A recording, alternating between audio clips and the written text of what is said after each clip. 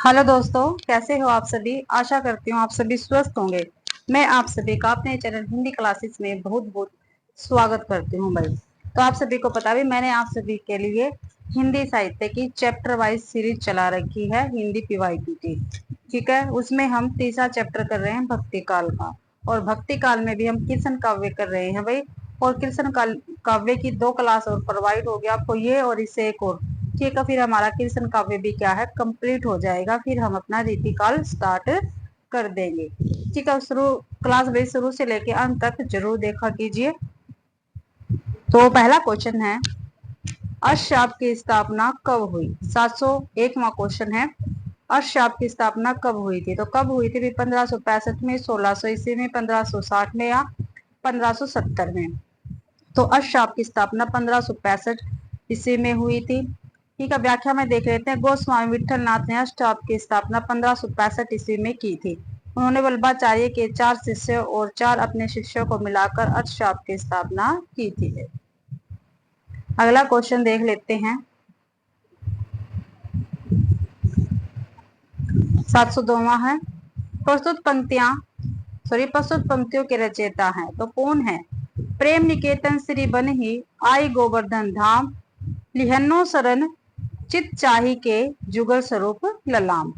तो इस भाई जो पंक्ति है इसके रचनाकार कौन है। तो रंदास है, पद्माकर है, रहीम है या रसखान है। तो रसखान जी रहेंगे इस पंक्ति के रचयिता। डी ऑप्शन अपना बिल्कुल ठीक रहेगा। व्याख्या में देख लेते हैं भाई। प्रेम निकेतन श्री बन ही आई गोवर्धन धाम, लौह शरण चित चाही के जुगल स्वरूप ललाम। तो पंक्तियों के रचयिता कौन है, रसखान है। हिंदी के मुसलमान कवियों में रसखान का महत्वपूर्ण स्थान है। 252 वैष्णव की वार्ता में इनका उल्लेख है। ऐसा प्रसिद्ध है कि इन्होंने गोस्वामी विठल नाथ जी से वल्लभ संप्रदाय की दीक्षा ली थी।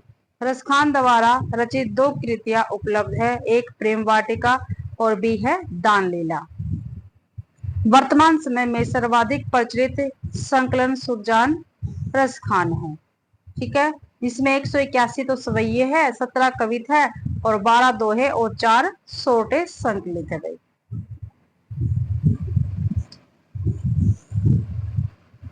आगे है, श्री कृष्ण भक्ति शाखा में मथुरा भक्ति भावना का समावेश हुआ है निम्नलिखित के अनुकरण में। क्या भाई, श्री कृष्ण भक्ति शाखा में मथुरा भक्ति भावना का समावेश हुआ है निम्नलिखित में से किसके अनुकरण में भाई।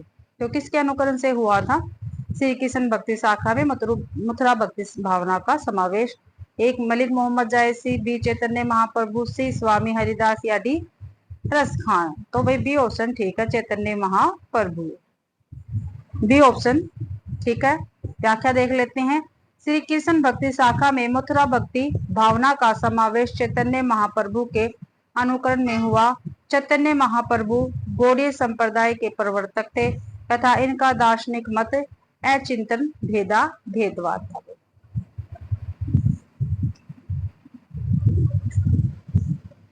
704वां क्वेश्चन है। और हाँ भाई, अगर आप सभी को हिंदी व्याकरण की क्लास भी चाहिए तो प्लीज आप मुझे कमेंट में जरूर बताना। मैं हिंदी क्लास के साथ आपके इसके साथ ही आपकी एक क्लास स्टार्ट कर दूंगी। हर रोज आपको 2 क्लास प्रोवाइड हो जाएगी। और 10 तारीख के बाद भी मैं आपको जो हिंदी साहित्य है वह कंप्लीट करवाऊंगी। ठीक है, थ्योरी क्लास के माध्यम से, क्योंकि पेपरों में ज्यादा डीपली पूछा जाता है। एस्टेट का टीजीटी पीजीटी का पेपर हुआ था, उसमें भी ज्यादा डीपली पूछा गया था। और तो प्लीज आप मुझे कमेंट में जरूर बताना आप ये क्लासेस चाहते हैं या नहीं। तो बाल वर्णन संबंधी कविताएं आधुनिक काल में भी खूब रची गई। मध्यकाल में यह कवियों का रुचिकर क्षेत्र रहा। समग्र रूप से समस्त हिंदी कविता में बाल वर्णन का सर्वश्रेष्ठ कवि कौन है। तो कौन है भाई, बाल वर्णन का सर्वश्रेष्ठ कवि कौन है। द्वारका प्रसाद महेश्वरी है, सुमित्रा नंदन पंत है, सूरदास है, हरिदास है। तो भाई सी ऑप्शन बिल्कुल ठीक है, बाल वर्णन का सर्वश्रेष्ठ कवि सूरदास है। सी ऑप्शन बिल्कुल ठीक रहेगा। व्याख्या देखते हैं। बाल वर्णन संबंधी कविताएं आधुनिक काल में भी खूब रची गई। मध्यकाल में यह कवियों का रुचिकर क्षेत्र रहा। समग्र रूप से समस्त हिंदी कविता में बाल वर्णन का सर्वश्रेष्ठ कवि सूरदास है। सूरदास द्वारा रचित 25 ग्रंथ बताया जाते हैं। ठीक है, 25 ग्रंथ बताए जाते हैं भाई, जिसमें से 3 ही उपलब्ध है, जो इस प्रकार है। एक है इनका सूरसागर, 2 है सुरसारावली और 3 है साहित्य लहरी। तो ये सूरदास जी के 3 ग्रंथ है जो महत्वपूर्ण है। अगला क्वेश्चन है, स्नेह लीला के रचयिता कौन है? अभी स्नेह लीला के रचयिता कौन है? रैदास है, पीपा है, विष्णुदास है, बेनी है भाई। तो स्नेह गीता के रचयिता विष्णुदास रहेंगे। सी ऑप्शन अपना बिल्कुल ठीक है। व्याख्या देख लेते हैं। स्नेह लीला के रचयिता विष्णुदास है। विष्णुदास ग्वालियर नरेश डुगरेंद्र के राजकवि थे। इनके द्वारा लिखे गए ग्रंथ है महाभारत कथा, रुक्मणी मंत्र, सर्गारोहण, रामायण कथा, विष्णुदास कृत रामायण कथा, राम कथा संबंधी हिंदी का प्रथम प्रबंध काव्य है। रैदास के 40 पद गुरु ग्रंथ साहब में संकलित है। पीपा के गुरु का नाम रामानंद था। क्या था भी? पीपा के गुरु का नाम रामानंद था। बेनी रीतिकालीन कवि है। इनकी रचनाएं एक नवरस तरंग है, दूसरी है श्रृंगार भूषण, तीसरी है नाना राव प्रकाश। ठीक है, तो ये भाई हो गया है। अगला क्वेश्चन देखते हैं। और जिस भी बच्चे ने भी मेरी 100 की हिंदी साहित्य की क्लास नहीं देखी तो प्लीज आप उस क्लास को जरूर देखना। नोट्स के माध्यम से वो क्लास कंप्लीट है। ठीक है, और भाई कहानी तक कंप्लीट है। ठीक है, उसमें कहानी विधा तक कंप्लीट है वो। ठीक है, प्रगतिवाद, प्रयोगवाद, ठीक है, और प्रयोगवाद के बाद जो 60 कविता वगैरह आती है वो सारी है उसमें। ठीक है, पार्ट 1 है वो। पार्ट 2 शायद मैं संडे को आपको प्रोवाइड करवा दूंगी, या नेक्स्ट संडे को मैं आपको बिल्कुल प्रोवाइड करवा दूंगी। तो उससे भी आप नोट्स के माध्यम से भी वो क्लासें ले सकते हैं। अगर आपको आप दोनों पार्ट देख लेते हो तो आपका हिंदी साहित्य की थोड़ी क्लास कंप्लीट हो जाएगी। तो आप उनको भी जरूर देखना। नोट्स के माध्यम से मैंने वो क्लासें ले रखी हैं। सूची 1 को सूची 2 से सुमेलित कीजिए तथा नीचे दिए गए कूट की सहायता से सही उत्तर पहचानिए। तो इसमें से पहले हम देखते हैं, ठीक है, जो हमने काफी बार कर चुकी हैं। तो छिताई वार्ता किसकी है? नारायण दास की है। किसकी छिताई वार्ता? नारायण दास की है। तो देख लेते हैं डी का 1। तो डी का 1 है हमारा। डी का 1 भाई एक ही ऑप्शन में, बी ऑप्शन में। बी ऑप्शन अपना बिल्कुल ठीक है। बी ऑप्शन ठीक है भाई। प्रदुमन चरित्र किसकी है? सुधीर अग्रवाल की है। तो ए का 4 हो गया। सर्वारोहण किसकी है? ये है चतुर्भुज दास, विष्णु दास की है। ठीक है, मधुमालती किसकी है? ये है चतुर्भुज दास की। ठीक है, तो डी ऑप्शन, बी ऑप्शन अपना बिल्कुल ठीक है। व्याख्या में देख लेते हैं। प्रदुमन चरित्र किसका है? सुधीर अग्रवाल का है। सर्वगारोहण विष्णुदास का है। मधुमालती कथा किसकी है? चतुर्भुज दास की। चिताई वार्ता किसके? नारायण दास की है। अगला क्वेश्चन है, सूरदास के एक अति प्रचलित पद के निम्नलिखित चरण नखत वेद ग्रह जोरी अरद करी को बरजे हम खात। क्या भी? नखत, ये सूरदास का है एक प्रचलित पद। नखत वेद ग्रह जोरी अरद करी को बरजे हम खात से किस खाए जाने वाले पदार्थ का अर्थ निष्पन्न होता है? तो भाई किसका था? अमृत, खीर, विष या कल्प वृक्ष का फल। तो भाई विष का क्या है? अर्थ निष्पन्न होता है। सूरदास के प्रचलित पद नखत वेद ग्रह जोरी अरद करी को बरजे हम खात से खाए जाने वाले पदार्थ विष का अर्थ होता है निष्पन्न होता है। अर्थात 24 नक्षत्र है, 4 वेद है, 9 ग्रह है। ठीक है, तो कितने हो गए? 40/2 यानी 20 होता है। 20 का अभिप्राय होता है विष। क्या होता है? 20 का अभिप्राय क्या होता है? विष होता है। अगला क्वेश्चन है, 84 वैष्णव की वार्ता के लेखक कौन है? ठीक है, कौन है भाई 84 वैष्णव के वार्ता के लेखक? नाभादास है, नंददास है, गोकुलनाथ है, सूरदास है। तो 84 वैष्णव वार्ता के लेखक है गोकुलनाथ। और गोकुलनाथ भी विठल नाथ के पुत्र थे और वल्लभाचार्य के पुत्र थे। व्याख्या में देख लेते हैं। सी ऑप्शन ठीक है। 84 वैष्णव की वार्ता के लेखक गोकुलनाथ है। इनके द्वारा रचित अन्य ग्रंथ 252 वैष्णव की वार्ता है। 84 वैष्णव वार्ता में आचार्य वल्लभाचार्य के शिष्यों का तथा 200 वैष्णव वार्ता में आचार्य विठलनाथ के शिष्यों का जीवन परिचय मिलता है। अगला 84 वैष्णव वार्ता का संबंध किस संप्रदाय से है? जो 84 वैष्णव वार्ता हमने ऊपर रचना देखी है, इसका संबंध भाई किस संप्रदाय से है? तो सखी संप्रदाय से, रामानुज संप्रदाय से, श्री संप्रदाय से या वल्लभ संप्रदाय से? 84 वैष्णव की वार्ता का संबंध वल्लभ संप्रदाय से है भाई। डी ऑप्शन अपना ठीक रहेगा। डी ऑप्शन ठीक है। 84 वैष्णव की वार्ता का संबंध वल्लभ संप्रदाय से है। इस ग्रंथ के रचयिता विठलनाथ के पुत्र गोसाई गोकुलनाथ जी माने जाते हैं। इस ग्रंथ में वल्लभाचार्य के शिष्यों का जीवन वृत्त लिखा गया है। अगला क्वेश्चन है, उर में माखन चोर गड़े, अब कैसु निकसत नहीं उधो, तिरछे हु जो अड़े। ये पंक्तियां किस कवि की हैं? तो किस कवि की है ये पंक्तियां? देखते हैं। सूरदास की है भैया, ठीक है। ये पंक्ति है सूरदास की। उपयुक्त पंक्ति सगुण भक्ति कवि सूरदास की है। सूरदास ब्रज भाषा के प्रथम प्रतिष्ठित कवि हैं। इनकी भक्ति साख्य भावना की है, किंतु वल्लभाचार्य के संपर्क में आने के पूर्व वह दास्य भाव से उपासना करते थे भाई।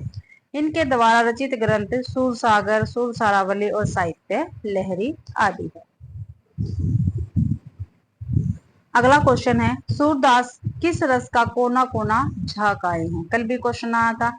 तो किस रस का कोना कोना झाक आए हैं भाई सूरदास? वात्सल्य रस का। और ये किसने कहा है? ये रामचंद्र शुक्ल जी ने कहा है। सूरदास वात्सल्य रस का कोना कोना झाक आए हैं। सूर साहित्य के संबंध में विद्वानों का मत है, सूर ही वात्सल्य है और वात्सल्य ही सूर है। वात्सल्य और श्रृंगार के क्षेत्रों का जितना अधिक उद्घाटन सूर ने अपनी बंद आंखों से किया है, उतना किसी और ने नहीं। यह सचमुच इन क्षेत्रों का कोना कोना झाका है। तो यहाँ से लेकर यहाँ तक की पंक्तियां भाई रामचंद्र शुक्ल जी की है। अगला क्वेश्चन है, निम्न में से कौन विठलनाथ का शिष्य था? ठीक है, विठलनाथ का शिष्य बताना इनमें से कौन था?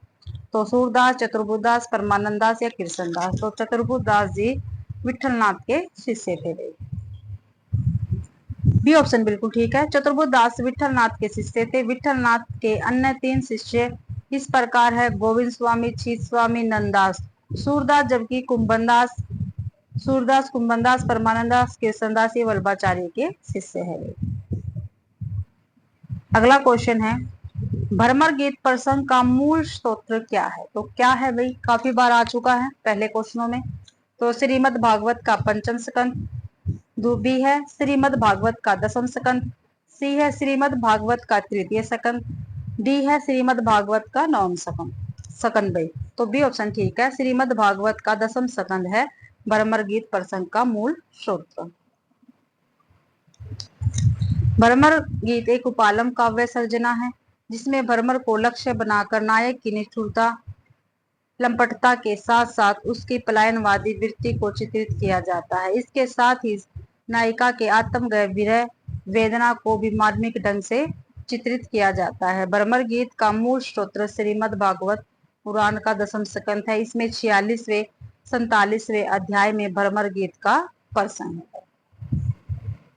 अगला क्वेश्चन है, सूरदास कौन सी धारा के प्रतिनिधि कवि हैं? तो कौन सी धारा के प्रतिनिधि कवि है भाई? तो ये कृष्ण काव्य धारा के प्रतिनिधि कवि है। राम के कौन थे? तुलसीदास, संत काव्य के कबीरदास, सूफी काव्य के मलिक मोहम्मद जायसी। व्याख्या में देख लेते हैं। सूरदास भक्ति काल के सगुण धारा के कृष्ण काव्य धारा के प्रतिनिधि कवि है। सूर सागर, सूर सारावली और साहित्य लहरी सूरदास की ही रचनाएं हैं। अगला क्वेश्चन है, रास पंचादाई किस छंद में लिखी गई? जो रास पंचादाई है वो किस छंद में लिखी गई थी भाई? तो इंद्रवर्जा, उपेंद्रवर्जा, रोला या मालिनी? तो कल भी ये क्वेश्चन आया था। तो रास पंचादाई भाई रोला छंद में लिखी गई थी। तो सी ऑप्शन ठीक है। कृष्ण भक्ति शाखा के कवि नंददास द्वारा कृत रास पंचादाई रोला छंद में लिखा गया है। यह 5 अध्यायों में विभाजित है। इस ग्रंथ में कृष्ण की रास लीला का अनुप्रसादिक युक्त साहित्य भाषा में वर्णन हुआ है। वियोगी हरि ने इसे हिंदी का गीत गोविंद कहा है। किसने भी? वियोगी हरि ने इसे हिंदी का गीत गोविंद कहा है। हर्षाप के कवियों में नंददास का स्थान काव्य सोठव और भाषा की प्रांजलता में सूरदास के बाद है। नंददास के ग्रंथ इस प्रकार हैं, अनेकार्थ मंजरी, मान मंजरी, सुदामा चरित्र, रस मंजरी, रूप मंजरी, विरह मंजरी, रुक्मणी मंगल, भंवर गीत, रास पंचाध्याय, सिद्धांत पंचाध्याय और दशम स्कंद भाषा आदि वेद। 716वां क्वेश्चन है, इनमें से पुष्टि मार्गीय कवि कौन है? तो इनमें से पुष्टि मार्गीय कवि कौन है भाई, ये हमें बताना है। तो सूर है, कबीरदास है, जायसी है या तुलसीदास है। तो भाई पुष्टि मार्गीय कवि इनमें से कौन है? सूरदास जी रहेंगे। ये ऑप्शन बिल्कुल ठीक रहेगा हमारा, ये ऑप्शन ठीक है। सूरदास पुष्टि मार्गी कवि हैं। वल्लभाचार्य जो कि सूरदास के गुरु थे, उन्होंने पुष्टि मार्ग भक्ति का सूत्रपात किया। भक्ति काल के सगुण धारक के कृष्ण भक्त शाखा के प्रमुख अष्टशापी कवि सूरदास ने कृष्ण भक्ति के पुष्टि मार्ग को अपनाया था। सूरदास की मृत्यु पर विठल दास ने कहा था, विठल दास ने कहा था, विठल दास की पंक्तियां पेपर में पूछी जाती है, किसने कहा था इन पंक्तियों के बारे में? पुष्टि मार्ग को जहाज को आएगा यहाँ पे, पुष्टि मार्ग को जहाज जात है, जाहे जाए कछु लेना हो सो ले। क्या भी पुष्टि मार्ग को जहाज जात है, जाए कछु लेना हो सो ले। तो ये भी पंक्तियां विठलनाथ की, और कही किसके बारे में थे? सूरदास के बारे में कही गई थी। अगला क्वेश्चन है, वल्लभाचार्य का वेदांत सूत्र पर लिखा प्रसिद्ध ग्रंथ। ठीक है, वल्लभाचार्य का वेदांत सूत्र पर लिखा गया प्रसिद्ध ग्रंथ, वेदांत सूत्र पर लिखा गया प्रसिद्ध ग्रंथ बताना है। पुष्टि मार्ग, रहस्य, आनंद भाष्य, अनुभाष्य या सृष्टि भाष्य। तो वल्लभाचार्य का वेदांत सूत्र पर लिखा गया प्रसिद्ध ग्रंथ है अनुभाष्य। सी ऑप्शन बिल्कुल ठीक रहेगा अपना। वल्लभाचार्य की रचना अनुभाष्य वेदांत सूत्र पर आधारित कृति है, और ये क्या है? अपूर्ण, भाई पूरी नहीं है, जो इनके पुत्र विठलनाथ द्वारा पूर्ण की गई थी। ठीक है, किसने पूरा किया फिर इसको? अनुभाष्य को इनके वल्लभाचार्य के पुत्र विठलनाथ ने। ठीक है, इनकी प्रमुख रचना पूर्व मीमांसा भाष्य, उत्तर मीमांसा भाष्य, ब्रह्मसूत्र भाष्य और तत्वदीप है भाई, इनकी वल्लभाचार्य की। अगला क्वेश्चन, निम्नलिखित काव्य कृतियों में से किसकी रचयिता मीराबाई नहीं है? ठीक है, तो कौन सी है ऐसी रचना जो मीराबाई ने नहीं लिखी है? तो गीत गोविंद टीका, प्रेम तत्व निरूपण, राग गोविंद, नरसिंह जी का मायरा। तो गीत गोविंद भी मीराबाई के, राग गोविंद भी है, नरसिंह जी का मायरा भी नहीं किया, लेकिन प्रेम तत्व निरूपण मीराबाई की रचना नहीं है। बी ऑप्शन अपना ठीक रहेगा। प्रेम तत्व निरूपण मीराबाई की रचना नहीं है। प्रेम तत्व निरूपण कृष्णदास की रचना है। किसकी है भाई प्रेम तत्व निरूपण? कृष्णदास की रचना रहेगी। इन्होंने वल्लभाचार्य से शिक्षा ग्रहण की। इनकी भाषा गुजराती थी। ये संगीतज्ञ तथा सुकवि गायक भी थे वे। अगला क्वेश्चन है, जन्म के आधार पर इन कवियों का सही अनुक्रम क्या है? ठीक है भाई, जन्म के आधार पर इन कवियों का सही अनुक्रम हमें बताना है, क्या है? सूरदास, परमानंदास, कृष्णदास, कुंभनदास। तो सूरदास से बड़े कुंभनदास थे भाई, और कुंभनदास ही एक ही ऑप्शन में पहले है, इसलिए बी ऑप्शन ठीक रहेगा। सूरदास, कुंभनदास, परमानंदास और कृष्णदास, बी ऑप्शन ठीक है। जन्म काल के अनुसार कवियों का सही अनुक्रम, कुंभनदास 1468, सूरदास 1478, परमानंदास 1493 और कृष्णदास 1496। अगला क्वेश्चन है, साहित्य लहरी की विषय वस्तु क्या है?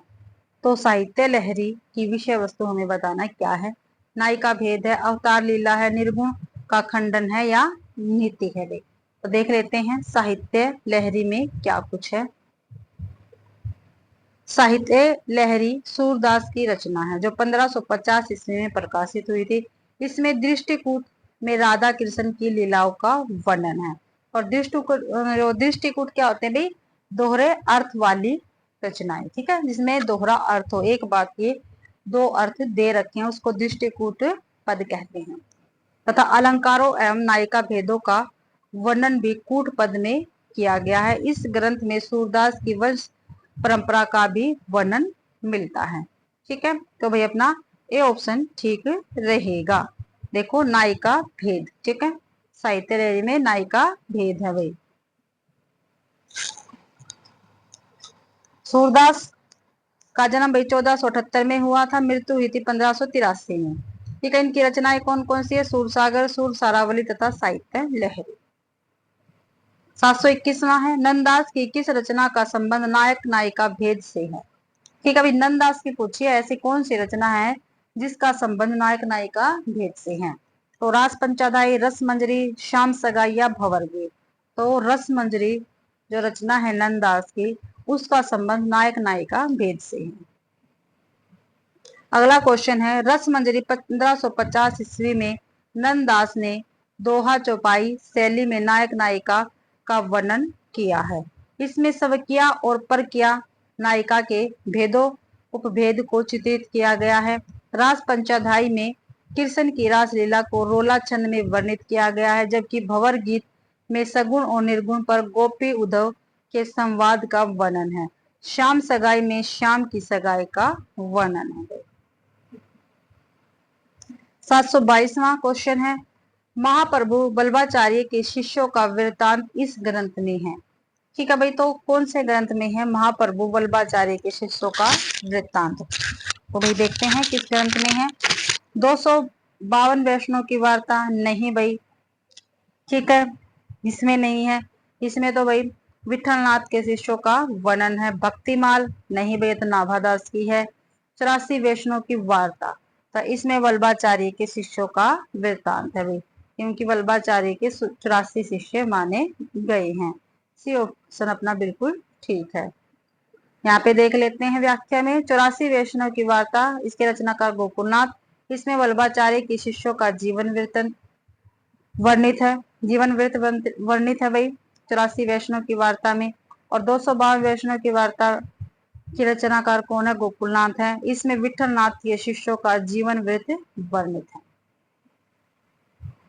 अगला क्वेश्चन है, अष्टशाव के कवियों में प्रथम नियुक्त कीर्तनकार कवि कौन थे? ठीक है भाई, अष्टशाव के कवियों में प्रथम नियुक्त कीर्तनकार कवि कौन थे? तो नंददास थे, कृष्णदास थे, सूरदास थे या कुंभन दास थे? भाई प्रथम नियुक्त पूछा है, ध्यान रखना। तो कौन थे? कुंभन दास थे। डी ऑप्शन अपना ठीक रहेगा। अष्टशाव के कवियों में प्रथम नियुक्त कीर्तनकार कवि कुंभन दास थे। आचार्य रामचंद्र शुक्ल अपने हिंदी साहित्य के इतिहास में कृष्ण भक्ति शाखा के कवियों का सही अनुक्रम निम्नवत दिया है। अष्टशाव कवियों का जीवन क्रम देख लेते हैं। कवि, जीवन काल, जन्म स्थान और इसके गुरु भाई। तो कवि देखते हैं। कुंभन दास, इनका जन्म हुआ था 1468 में। कहाँ पे हुआ था? जमुनावती, उत्तर प्रदेश में। और वल्लभाचार्य इनके गुरु थे। सूरदास 1478 में जन्म हुआ, सिही, उत्तर प्रदेश में। वल्लभाचार्य इनके गुरु थे भी सूरदास के। परमानंद दास 1493 में जन्म हुआ, कन्नौज में। और गुरु इनके कौन थे? वल्लभाचार्य थे। कृष्णदास 1496 में इनका जन्म हुआ, चिलोत्रा, गुजरात में। वल्लभाचार्य गुरु थे भाई इनके। फिर है गोविंद स्वामी, ये गोविंद स्वामी है भाई। गोविंद स्वामी का जन्म 1505 में हुआ, आंतरी, राजस्थान में। विठलनाथ इनके गुरु थे। शीत स्वामी 1515 में इनका जन्म हुआ, मथुरा, उत्तर प्रदेश में। विठलनाथ इनके गुरु थे भाई। चतुर्बुदास 1530 में इनका जन्म हुआ, यमुनावती, उत्तर प्रदेश में। और ये विठलनाथ इनके गुरु थे। नंददास 1533 में इनका जन्म हुआ, कहाँ पे हुआ? रामपुर, उत्तर प्रदेश में। विठलनाथ इनके गुरु थे भाई, ठीक है। और ये कुंभन दास और चतुर्भुज दास में, ठीक है, पिता और पुत्र का संबंध था भाई, ठीक है, पिता और पुत्र का संबंध था। कुंभन दास पिता थे, ठीक है, चतुर्भुज दास पुत्र थे इनके। ये क्वेश्चन भी पेपर में पूछा जाता है। अगला क्वेश्चन है, सूरसागर के पदों का भावानुसरण करते हुए किस कवि ने कृष्ण के जीवन का चित्रण किया है? क्या भाई? सूरसागर के पदों का भावानुसरण करते हुए किस कवि ने कृष्ण के जीवन का चित्रण किया है? तो ब्रजवासी, रामचरण दास, मंचित या प्रेम सखी, ठीक है। तो किसने किया? भी ब्रजवासी ने किया है। ये ऑप्शन अपना ठीक रहेगा। व्याख्या में देख लेते हैं और इनके बारे में। ये ऑप्शन ठीक है। ब्रजवासी वृंदावन के रहने वाले तथा वल्लभ संप्रदाय के अनुयायी थे। इन्होंने सूरदास के पदों का भावानुसरण करते हुए भाव विलास नामक ग्रंथ में कृष्ण के जीवन का चित्रण किया है। तो ब्रजवासी का यहाँ पे दिखा दी, ब्रजवासी की रचना कौन सी है? भाव विलास है, ठीक है। ब्रजवासी दास की रचना कौन सी है? भाव विलास है। और इसमें क्या किया है? कृष्ण के जीवन का चित्रण किया है। इस ग्रंथ में कथा भी सूरसागर क्रम से ही ली गई है और बहुत से सतलों पर सूरदास के शब्दों और भाव भी चौपाइयों में रखे गए हैं। इस बात को ग्रंथकार भी स्वीकार करते हैं। यह रचना कुछ ब्रज भाषा में है। आगे है क्वेश्चन 725वां। उज्जवल नीलमणि के रचयिता कौन है? ठीक है भाई, उज्जवल नीलमणि के रचयिता कौन है ये हमें बताना है। रूप गोस्वामी, वल्लभाचारी, विठलनाथ या मध्वाचार्य। तो रूप गोस्वामी के रचयिता है, सॉरी भाई, उज्जवल नीलमणि के रचयिता है रूप गोस्वामी। ये ऑप्शन अपना ठीक रहेगा।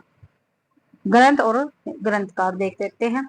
उज्जवल नीलमणि के रचयिता कौन है? ग्रंथकार रूप गोस्वामी है। पूर्व मीमांसा भाष्य वल्लभाचार्य का है। उत्तर मीमांसा भाष्य या ब्रह्मसूत्र भाष्य जो अनुभाष्य के नाम से प्रसिद्ध है, ये भी वल्लभाचार्य का है।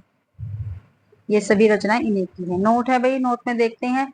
अनुभाष्य वल्लभाचार्य का अधूरा ग्रंथ था जिसे उनके पुत्र विठलनाथ ने पूरा किया था भाई। 726वां क्वेश्चन है। अष्टशाप में सूरदास के पीछे इन्हीं का नाम लेना पड़ता है। इनकी रचना भी बड़ी सरस और मधुर। इनके संबंध में यह कहावत प्रसिद्ध है कि और कवि गढ़िया नंददास जड़िया। यह कथन किस आलोचक का है? तो किसका भी? रामचंद्र शुक्ल जी का। काफी बार मैंने बताया है आपको और ऊपर क्वेश्चनों में भी आया है। ये ऑप्शन ठीक है। अष्टशाप में सूरदास के पीछे नंददास का नाम लेना पड़ता है। इनकी रचना भी बड़ी सरस और मधुर है।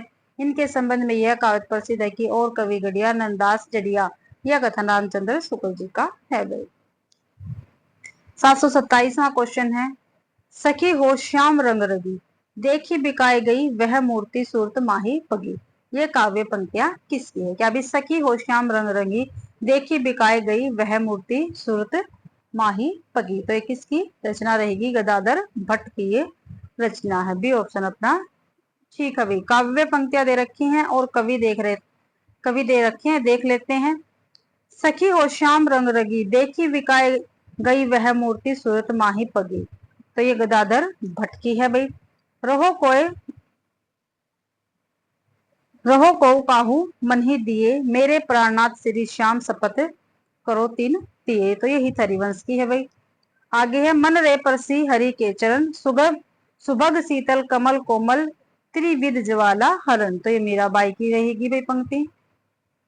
आगे है। एक दिन बजाए बंसी हासियां हासियां, श्री जीवे कहे मोरे देखिए हासिया। तो ये जीव गोस्वामी की पंक्ति है। 728वां क्वेश्चन है। वल्लभाचार्य द्वारा रचित ग्रंथ का क्या नाम है? तो क्या नाम है भाई? ऊपर भी आया था, अभी आए थे वल्लभाचार्य की रचनाएं। तो सिद्धांत संग्रह है, आध्यात्मिक रामायण है, महाभाष्य है या अनुभाष्य है? तो क्या रहेगा? अनुभाष्य रहेगा। डी ऑप्शन अपना ठीक रहेगा भाई। वल्लभाचार्य द्वारा रचित ग्रंथ अनुभाष्य है। इनके अन्य ग्रंथ है पूर्व मीमांसा भाष्य, तत्वदीप निबंध, सुबोधनी टीका, श्रृंगार रसमंडल। जबकि अध्यात्मक रामायण है माधव दास चारण द्वारा, तथा महाभाष्य है पतंजलि द्वारा रचित ग्रंथ। ठीक है। अध्यात्मक रामायण किसकी है? माधव दास चारण की है। और महाभाष्य किसकी है? पतंजलि द्वारा रचित ग्रंथ है। 729वां क्वेश्चन है। यह सूचित करने की आवश्यकता नहीं है कि न तो सूर का अवधि पर अधिकार था और न जायसी का ब्रज भाषा पे। यह कथन किसका? तो ये कथन भी रामचंद्र शुक्ल जी का ही रहेगा भाई। सी ऑप्शन ठीक है। यह सूचित करने की आवश्यकता नहीं कि न तो सूर का अवधि पर अधिकार था और न जायसी का ब्रज भाषा पर। यह कथन आचार्य रामचंद्र शुक्ल का रहेगा। ठीक है। 730वां क्वेश्चन देखते हैं। नंददास किस काव्य धारा से संबंधित थे? तो नंददास थे वो किस काव्य धारा से संबंधित थे भी? संत काव्य धारा से, सूफी काव्य धारा से, कृष्ण काव्य धारा से या राम भक्ति काव्य धारा से? तो नंददास भाई कृष्ण काव्य धारा से संबंधित थे। सी ऑप्शन अपना ठीक है बिल्कुल। व्याख्या देख लेते हैं। नंददास कृष्ण काव्य धारा से संबंधित है। इन्हें जड़िया कवि कहा जाता है। कृष्ण काव्य धारा के अन्य कवि सूरदास, कुंभनदास, चतुर्बुदास, परमानंद दास, गोविंद स्वामी आदि हैं। संत काव्य धारा के प्रमुख कवियों में कबीरदास, दादू दयाल, गुरु नानक रैदास आदि माने जाते हैं। सूफी काव्य धारा में जायसी, कुतुबुल मंजन, साइद, नूर मोहम्मद आदि कवि आते हैं। राम भक्ति काव्य धारा में तुलसीदास, नाभादास, अगरदास, ईश्वरदास, केसरदास आते हैं। ठीक है भाई, इसी के साथ भाई आज की अपनी क्लास कंप्लीट होती है। आज की क्लास में मैंने 30 क्वेश्चन आपको प्रोवाइड करवाए हैं। ठीक है, आगे क्लास में चाहे 30 बनते, 33 बनते, चाहे 35 क्वेश्चन रहते हैं, वो मैं आपको अगली क्लास में कंप्लीट करवा दूंगी। हमारा कृष्ण काव्य अगली क्लास में कंप्लीट हो जाएगा। ठीक है भाई, फिर हम अपनी रीति काल स्टार्ट करेंगे। तो आशा करती हूँ आप सभी को क्लास पसंद आई होगी। अगर आप सभी को क्लास पसंद आती है तो प्लीज वीडियो को ज्यादा से ज्यादा शेयर करें, लाइक करें और कमेंट करना बिल्कुल भी ना भूले भाई। चैनल को सब्सक्राइब जरूर से जरूर करें। ठीक है, और टेलीग्राम चैनल है उसको भी आप ज्वाइन कर सकते हैं, पीडीएफ वगैरह आपको वहीं पर मिल जाएगी। मेरी क्लास देखने के लिए आप सभी का बहुत बहुत धन्यवाद।